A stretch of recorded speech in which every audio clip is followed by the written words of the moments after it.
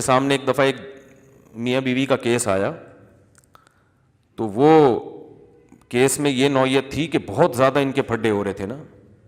خیر ہم نے صلح و صفائی کرا دی. میرے ساتھ کوئی پینل بھی تھا علماء کا, تو ہمیں اندازہ ہوا کہ یہاں غلطی بیوی کی ہے, عورت کی غلطی ہے, وہ بہت شرارتیں کر رہی تھی. بعض دفعہ مرد کی غلطی ہوتی ہے, بعض دفعہ عورت کی. یہاں اس کیس میں عورت کی غلطی تھی, بہت شرارت کر رہی تھی. تو جب ان کا صلح ہوا نا, تو پھر صلح میں یہ طے ہوا کہ اب یہ جیسی بھی ہے, جس طرح بھی ہے, شوہر کو برداشت کرنا پڑے گا. یعنی آئندہ یہ کبھی بھی زندگی میں ڈیورس نہیں دے گا. اس شرط پہ ہم لڑکی کو بھیج رہے ہیں. لڑکی والوں نے کہا کہ جو ہے جیسی ہے برداشت کرنا پڑے گا. تو لڑکا لکھ کے دینے لگا, ہاں جو ہے جیسی ہے. میں نے کہا بھائی کیا مطلب جو ہے جیسی ہے, یہ کیا بات ہے؟ گھر جوڑنے کے لیے ایسی شرط لکھوا دینا کہ جو بعد میں افورڈ ہی نہ کر سکو. آپ بولو میں برداشت کروں گا جس حد تک برداشت کر سکا. بات بات پہ نہ ڈیورس کی دھمکی دوں گا, نہ کوئی اور ایسی, لیکن ایک لمٹ ہے, اس لمٹ کو اگر کراس کیا تو نہیں چلے گا. بس تو خام خواہ کہ انہوں نے یہ بلا وجہ کی فضول قسم کی باتیں کہ نہیں بھی جو ہے جیسا ہے, بس نہیں جو ہے جیسا ہے کیوں بھائی, جو ہے جیسا ہے کیوں. دنیا میں کہیں بھی ایسا نہیں ہوتا.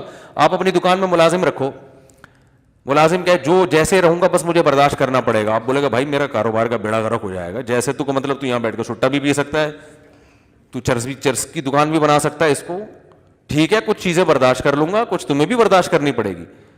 تو اسی طرح مرد کا معاملہ بھی ہے, جو میں بار بار ان مضامین کو ریپیٹ اس لیے کرتا ہوں کہ کھوپڑی میں بیٹھ نہیں رہے ہیں یہ. تو اسی طرح شوہر بھی برا ہے, ہم عورتوں کو کہتے ہیں برداشت کرو, لیکن اس کی بھی کیا ہے, یہ نہیں کہ جتنا بھی برا ہو بس گھر جوڑنا ہے. اصل میں تو گھر محبتی سے چلتے ہیں, ایک دوسرے کو جب تک برداشت نہیں کرو گے تو گھر نہیں چلتے. ٹھیک ہے برداشت نہیں کرو گے نہیں چلتے, لیکن برداشت کی بھی ایک لمٹ ہے. کیوں برداشت کریں حد سے زیادہ, کیوں برداشت کریں بھائی؟ کیوں شادی ہم نے برداشت کرنے کے لیے تھوڑی کی ہے, سکون کے لیے کی ہے نا. تو ٹھیک ہے اس سکون میں کچھ چیزیں, ہر دنیا کی ہر نعمت میں کچھ فالٹ بھی ہوتے ہیں, لیکن ہر چیز کی یہ کیا ہوتی ہے, حد ہوتی ہے. اس حد سے آگے میں تو کم از کم برداشت نہیں کر سکوں گا بھائی, جو میں دوسروں کو ایسی ترغیب دوں.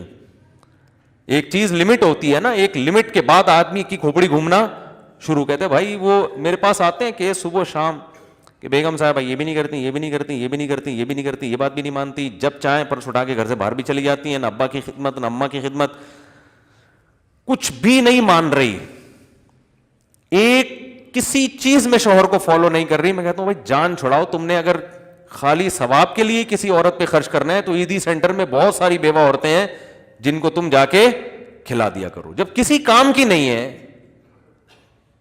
اسی طرح میاں بھی اگر وہ خرچہ نہیں اٹھا رہا, گھر کا کرایہ بھی نہیں دے رہا, بچوں کے اسکول کی فیسیں بھی نہیں دے رہا, علاج معالجے کے پیسے بھی نہیں دے رہا, میاں فوراً سے پہلے بدل لو بھائی. ہم تو یہی کہتے ہیں لوگوں کو, ایسے میاں کی اطاعت کر کے خامخواہ میں اگر ثواب ہی حاصل کرنا ہے تو اتنی خدمت اپنے ابا کی کر کے, وہ بھی تو ثواب ہے نا. رہنے تو نہیں سمجھ میں آ رہا تو رہنے دو. تو خامخواہ میں پھلترو کی طرح ایک بندے کا نام اپنے ساتھ لگانے کا, جب وہ کوئی سرے سے کوئی حقوق ہی ادا نہیں کر رہا ہے تو پھلترو کی طرح نہیں چیزیں چپک جاتی ہیں آپ کے ساتھ. دیکھا ہوگا نا پھلترو, پتہ ہے کسے کہتے ہیں؟ بعض دفعہ یہ ہوتا ہے, اب تو یہ چیزیں ختم, بچپن میں چیزیں نظر آتی تھیں, جیسے سردیوں میں نا چیزیں چپک جاتی ہیں, تو اون جو سویٹر بن رہی ہوتی تھی نا خواتین گھر میں, تو بعض دفعہ اون چپک گیا کپڑے سے, اب وہ دھاگے کی طرح جا رہا ہے آدمی, یوں کر رہا ہے تو شلوار سے چپک گیا, ادھر سے ہٹا رہا ہے اس والے پہ چپک گیا. تو اکثر وہ قمیص کے پیچھے چپکتا تھا, وہ نظر نہیں آتا تھا, پھر تو وہ چپکا رہ جاتا تھا. تو لوگ کہتے تھے کیا یار پھلترو لگا لیے ساتھ میں, جہاں جا رہے ساتھ ساتھ یہ. تو ایسے ہی بعض عورتوں نے پھلترو کی طرح میاں کو اپنے ساتھ چپکایا ہوا ہے, وہ ایک حق بھی کم وقت ادا کرنے کے لیے تیار نہیں ہے. تو بعض نے پھلترو کی طرح بیگم کو چپکایا ہوا ہے, بعض نے پھلترو کی طرح. تو ایک حد ہے برداشت کی بھی. اس کے بعد پھر قرآن کیا کہتا ہے, تمیز سے علیحدگی. تو مجھے ڈر یہ لگتا ہے ایسی باتوں سے خامخواہ میں کی علیحدگیاں نہ شروع ہو جائیں, یہ بھی بہت ڈر لگ رہا ہوتا ہے. سائڈ افیکٹ بھی بہت ہوتے ہیں اس طرح برملا بات کرنے کے. لوگ بلا وجہ زندگی گزار رہے ہوتے ہیں, برداشت کر کے خامخواہ میں علیحدہ نہ ہو جائیں. تو وہ برداشت اصل ہے لیکن ایک حد تک. اور حد جو میں لوگوں کو بیان کرتا ہوں, شوہر اتنا خراب ہو جائے کہ عورت ذہنی مریضہ بننا شروع ہو جائے, ڈپریشن کی گولیاں کھانا شروع کر دے, تو بس یہ لمٹ کراس ہو گئی ہے.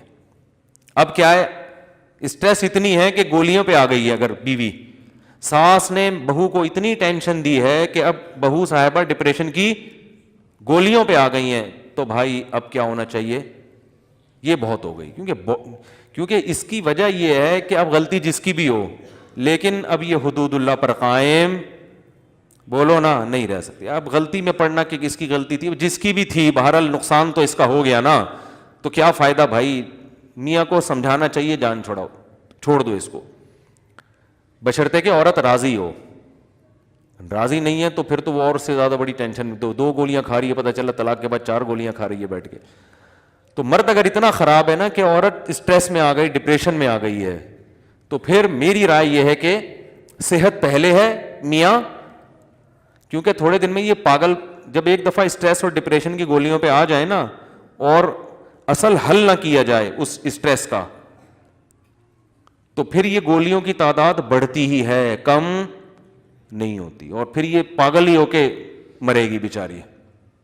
حقیقت بتا رہا ہوں میں, یہ پھر پاگل ہونے کے علاوہ اس کا کوئی انجام نہیں ہے. تو پاگل ہونے سے پہلے الگ کر دیا جائے, یہ زیادہ بہتر ہے. آدمی ڈپریشن میں نہیں آتا, آدمی اگر ڈپریشن میں نہیں آتا, وہ اس کی وجہ یہ ہے کہ وہ جو اگر بیوی الٹی سیدھی بھی مل جائے نا, وہ گھر سے باہر نکل جاتا ہے, بھاگ جاتا ہے وہ گھر سے. وہ بیچاری کہاں بھاگ کے جائے گی نا, پھر وہ جا کے دوستوں میں نکال دیتا ہے. بہت سارے آپشن. مرد اتنی جلدی گھریلو حالات کی وجہ سے ڈپریشن میں نہیں آتا, سمجھ رہے ہو. تو اس کے اصول کچھ اور ہیں, ٹھیک ہے.